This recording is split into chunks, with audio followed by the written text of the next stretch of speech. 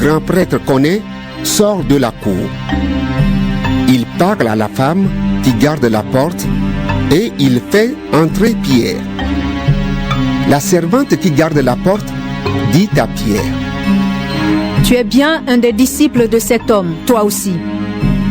Pierre lui répond: Non, pas du tout. Il fait froid.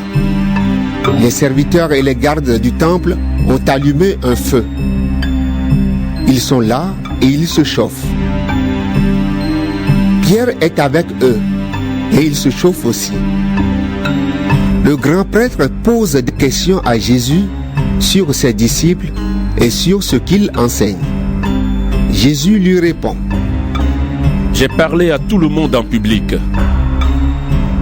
J'ai toujours enseigné dans les maisons de prière et dans le temple, là où tous les Juifs se rassemblent. Je n'ai rien dit en secret. Pourquoi est-ce que tu m'interroges? Ce que j'ai dit, demande-le à ceux qui m'ont écouté. Ils savent bien ce que j'ai dit. Quand Jésus dit cela, un des gardes du temple qui est là lui donne une gifle. Il lui dit: C'est de cette façon que tu réponds au grand prêtre? Jésus dit au garde: Si j'ai mal parlé, montre ce que j'ai dit de mal. Mais si j'ai bien parlé, pourquoi est-ce que tu me frappes? Alors, Anne envoie Jésus chez Caïphe, le grand prêtre. Jésus reste attaché. Pendant ce temps, Simon-Pierre reste dans la cour. Il se chauffe. On lui dit: Tu es bien un des disciples de cet homme, toi aussi. Pierre répond: Non, ce n'est pas vrai. Il y a là un serviteur du grand prêtre. C'est à quelqu'un de sa famille que Pierre a coupé l'oreille. Ce serviteur dit à Pierre: C'est bien toi que j'ai vu avec Jésus dans le jardin. Mais Pierre dit encore une fois: Non, ce n'est pas moi. Et au même moment, un coq se met à chanter. Ensuite, les soldats emmènent Jésus de chez Caïphe au palais du gouverneur romain. C'est le matin très tôt. Les chefs juifs n'entrent pas dans le palais. Ils veulent rester purs et pouvoir manger le repas de la Pâque. C'est pourquoi le gouverneur Pilate sort du palais. Il vient les trouver et il leur demande: De quoi accusez-vous cet homme? Les chefs lui répondent: Si nous t'avons livré cet homme, c'est qu'il a fait du mal. Alors Pilate leur dit: Prenez-le vous-même et jugez-le d'après votre loi. Ils lui répondent: Nous n'avons pas l'autorisation de faire mourir quelqu'un. De cette façon, la parole que Jésus a dite va se réaliser. En effet, il a déjà indiqué de quelle mort il allait mourir. Pilate rentre donc dans le palais. Il fait venir Jésus et lui dit: Est-ce que tu es le roi des Juifs? Jésus lui répond: Pourquoi est-ce que tu demandes cela? Est-ce que tu as pensé à cela toi-même ou est-ce que d'autres te l'ont dit de moi? Pilate lui dit: Est-ce que je suis juif, moi? Les gens de ton peuple et les chefs des prêtres t'ont livré à moi. Qu'est-ce que tu as fait? Jésus lui répond: Mon royaume n'appartient pas à ce monde. Si mon royaume appartenait à ce monde, j'aurais des gens sous mes ordres. Ils auraient lutté pour qu'on ne me livre pas aux chefs juifs. Mais non, mon royaume n'est pas d'ici. Pilate lui demande: Donc, tu es roi? Jésus lui répond: C'est toi qui le dis. Moi, je suis né et je suis venu dans le monde pour rendre témoignage à la vérité. Tous ceux qui appartiennent à la vérité écoutent mes paroles. Pilate dit à Jésus: Qu'est-ce que la vérité? Après que Pilate a dit ces mots, il sort de nouveau du palais. Il va trouver ceux qui accusent Jésus et leur dit: Moi, je ne trouve aucune raison de condamner cet homme. Votre coutume veut que je vous libère un prisonnier pour la fête de la Pâque. Est-ce que vous voulez que je vous libère le roi des Juifs? Alors, ils se mettent à crier: Non, pas celui-là, mais Barabbas. Pourtant, ce Barabbas est un bandit.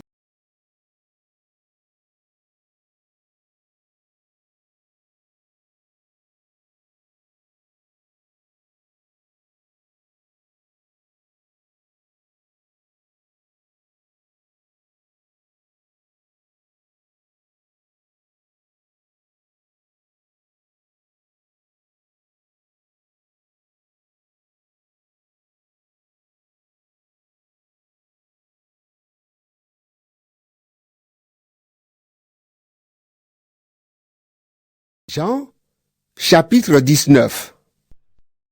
Alors Pilate commande d'emmener Jésus et de le frapper à coups de fouet. Les soldats tressent une couronne avec des branches épineuses.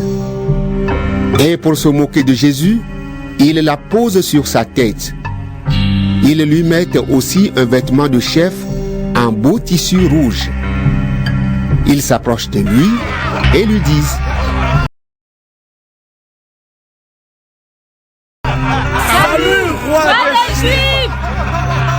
et il lui donne des gifles.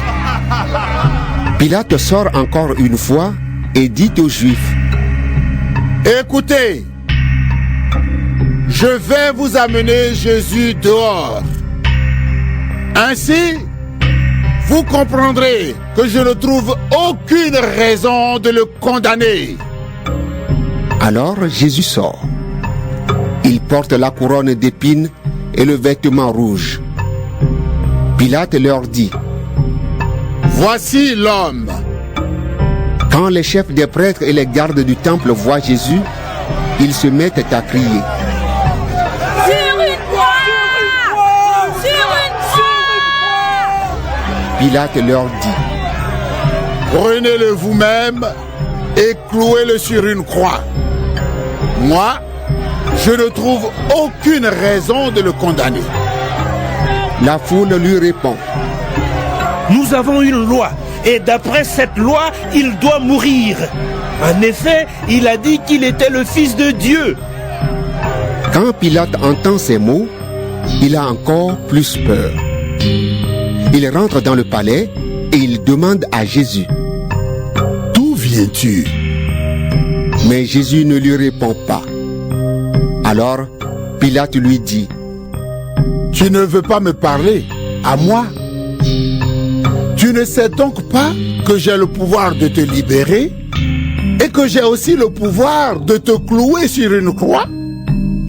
Jésus lui répond: Tu n'as sur moi aucun pouvoir, sauf celui que Dieu te donne. C'est pourquoi celui qui m'a livré à toi est plus coupable que toi. À partir de ce moment, Pilate cherche à libérer Jésus. Mais la foule se met à crier: Si tu libères cet homme, tu n'es pas un empereur. Tous ceux qui disent « Je suis roi » sont des ennemis de l'empereur.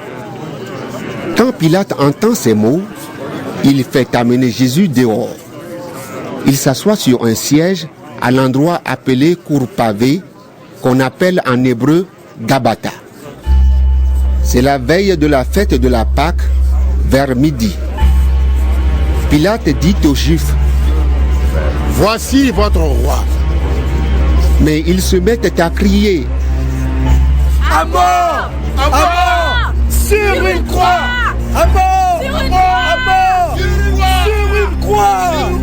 À mort! Pilate leur dit: Est-ce que je vais clouer votre roi sur une croix? Les chefs des prêtres répondent: Notre seul roi, c'est l'empereur. Alors, Il leur livre Jésus pour qu'on le cloue sur une croix. On amène donc Jésus. Il sort de la ville en portant lui-même sa croix. Il va vers un endroit appelé le lieu du crâne, qu'on appelle en hébreu Golgotha. Là, les soldats clouent Jésus sur la croix. Ils clouent aussi 2 autres hommes sur des croix, l'un à la droite de Jésus, l'autre à sa gauche. Pilate a donné l'ordre de faire une pancarte et de la fixer sur la croix. Il a fait écrire dessus: Jésus de Nazareth, le roi des Juifs. Beaucoup de Juifs lisent cette pancarte. En effet, l'endroit où on a mis Jésus sur la croix est près de la ville. Et la pancarte est écrite en hébreu, en latin et en grec. Les chefs des prêtres disent à Pilate: Ne laisse pas ce qui est écrit, le roi des Juifs, mais fais écrire: cet homme a dit, je suis le roi des Juifs. Pilate leur répond: Ce que j'ai écrit, je le laisse écrit. Quand les soldats ont cloué Jésus sur la croix, ils prennent ses habits. Ils en font 4 parts, une pour chaque soldat. Ils prennent aussi son grand vêtement. C'est un vêtement sans couture. Il est tissé d'un seul morceau de haut en bas. Les soldats se disent entre eux: Ne le déchirons pas, mais tirons au sort pour savoir qui aura ce vêtement. Ainsi, il arrive ce qu'on lit dans les livres saints. Entre eux, ils ont partagé mes habits et ils ont tiré au sort pour savoir qui aura mon vêtement. Voilà ce que les soldats ont fait. Près de la croix de Jésus, il y avait sa mère, la sœur de sa mère, Marie la femme de Clopas et Marie de Magdala. Jésus voit sa mère. Il voit près d'elle le disciple qu'il aime. Jésus dit: Mère, voici ton fils. Ensuite, il dit aux disciples: Voici ta mère. Alors, à partir de ce moment, le disciple prend Marie chez lui. Après cela, Jésus sait que tout est fini. Tout ce qu'on lit dans les livres saints doit arriver. C'est pourquoi Jésus dit: J'ai soif. Il y a là un récipient plein de vinaigre. Les soldats trempent une éponge dans le vinaigre. Ils mettent l'éponge au bout d'une branche et ils l'approchent de la bouche de Jésus. Jésus prend le vinaigre. Ensuite, il dit: Tout est fini. Il baisse la tête et il meurt. C'est le jour où on prépare le sabbat. Les chefs juifs ne veulent pas que les corps restent sur les croix pendant le sabbat. En effet, ce sabbat est un jour particulièrement important. Ils vont donc demander à Pilate: Fais-leur casser les jambes et fais enlever les corps. Les soldats viennent près des hommes mis en croix avec Jésus. Ils cassent les jambes du premier, puis celles du deuxième. Quand ils arrivent près de Jésus, ils voient qu'il est déjà mort. Alors, ils ne lui cassent pas les jambes. Mais un des soldats perce le côté de Jésus avec sa lance. Du sang et de l'eau en sortent aussitôt.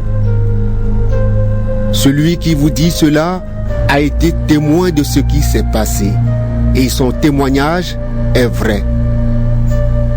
Celui-là sait qu'il dit la vérité. De cette façon, vous aussi vous pourrez croire.